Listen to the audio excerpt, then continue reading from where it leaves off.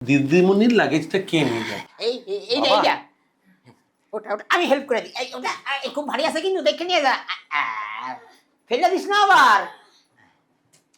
উফ, আমি তো ভাবতেই পারছি না আজ রাখি কি আনন্দ, কত গিফট, কত খাওয়া দাওয়া। আমি তো প্ল্যান কর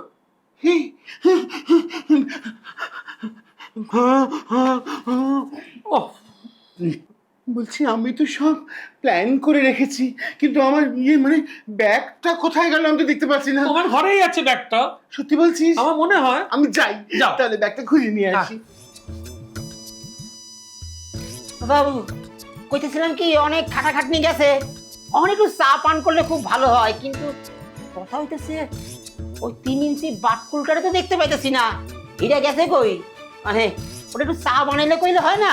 হ্যাঁ বাবা, সত্যি তো কেশাকে তো সকাল থেকে দেখিনি, তারপর অফিস থেকে ফিরে শুধু দেখতে হচ্ছে না, কোথায় গেছে? না না না না, ও আমাকে বলে গেছে ওর কোন তুতো বোনের কাছে রাখি পড়তে গেছে।